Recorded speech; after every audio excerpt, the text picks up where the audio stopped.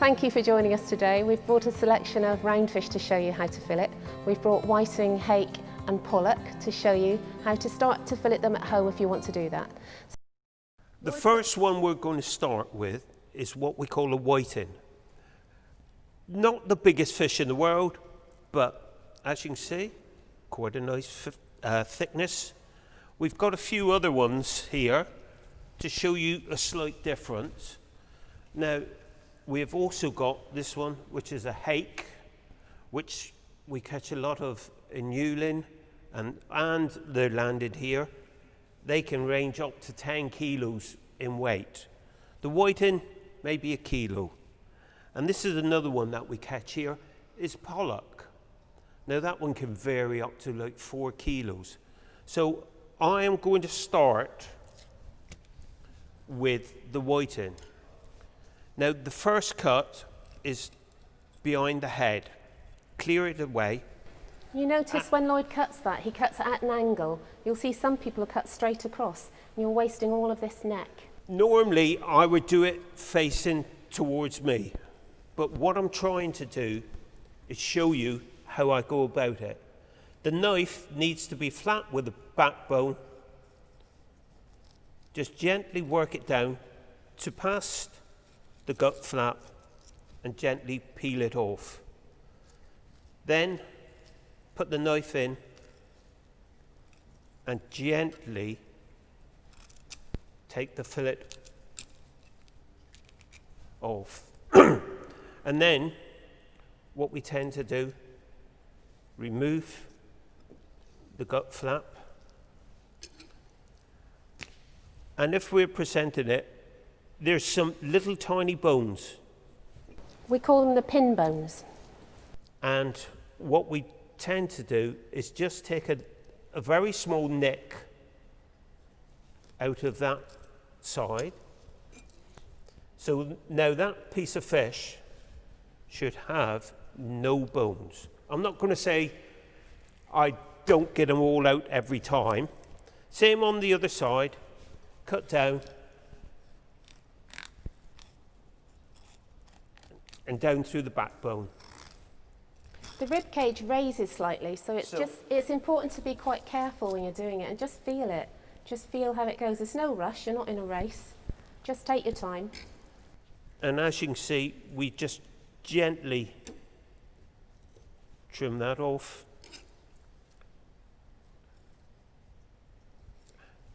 Quite a lot for me, it's about presentation as well. You know, when we were in the market, I love fish. We've ended up with 2 fillets of whiting like that. Let's come off of that one. Now, one thing that I will do,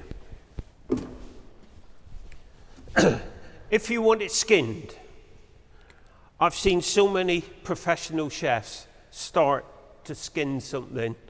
They start in the middle of the board. Well, the problem is, if you look at it, you can't start if your fingers is underneath the knife. So what you must do, bring it to the edge. Your knife is then flat, hold the tail, and then with a gentle action, flip it up, hold the tail.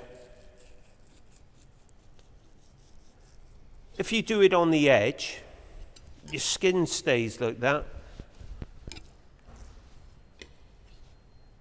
Holding the knife at a very slight angle. It just lifts it. So what we've done there then is that's what would be produced off of either one of those.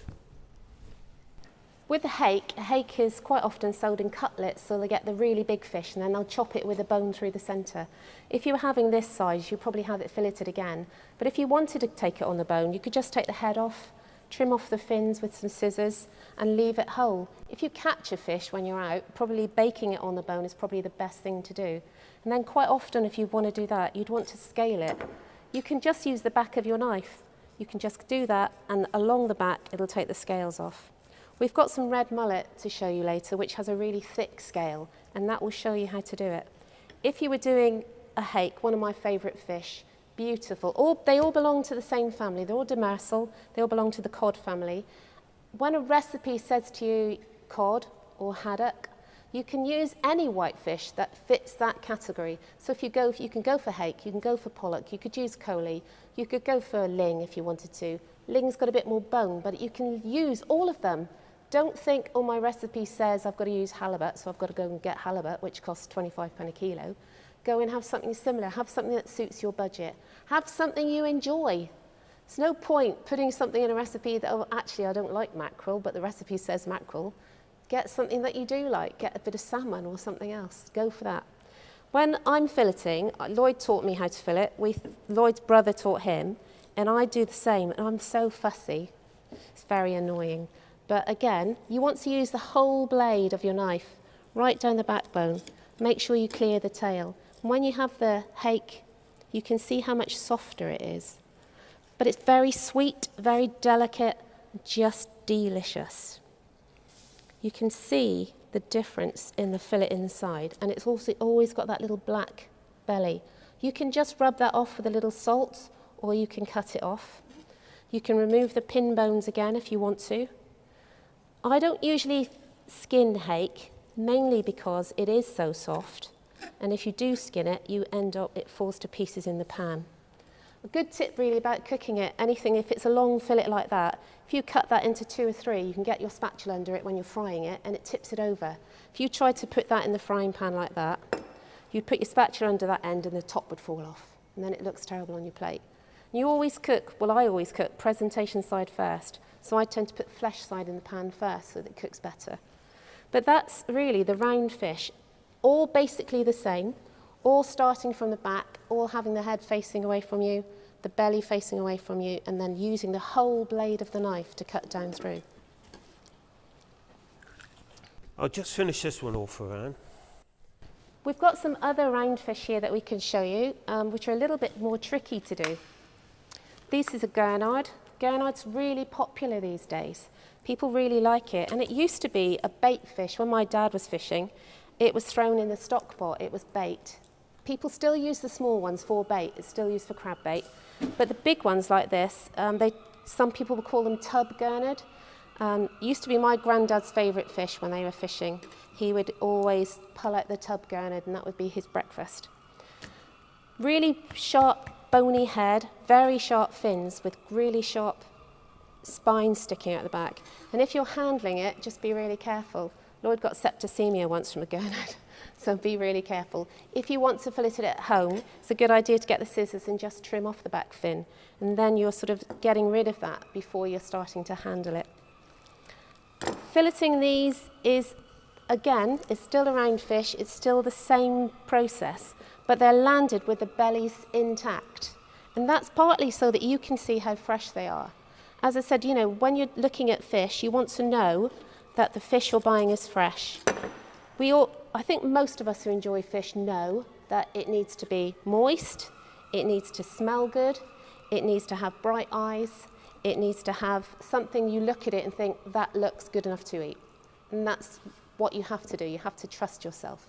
If you're a fish eater, you know if that looks good enough to eat. So with a gurnard, some people will just have that on the bone. So you can remove the belly.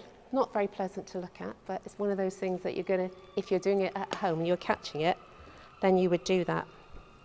But a lot of people would just take the head off this and just cook it whole.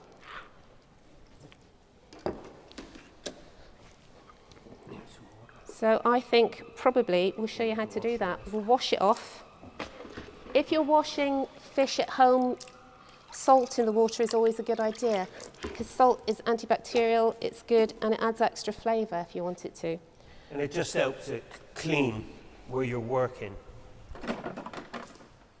You wouldn't do that at home, but we're working on the fish market, so it doesn't really make a lot of difference. It's the same on a gurnard as it is any other whitefish. Start at the top. But one thing with the gurnard, he's got spines all the way down, and he's got a very spiny dorsal fin.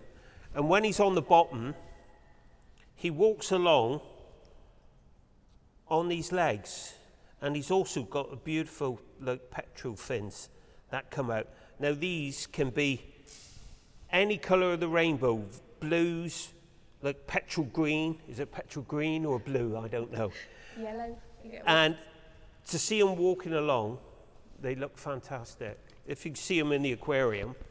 These are red gurnards, but we also get a grey gurnard that we catch quite a lot around here. And again, it's beautiful to eat. My granddad always used to think they were sweeter, but they have the line that runs down the back, the lateral line, seems to be quite white on a grey gurnard.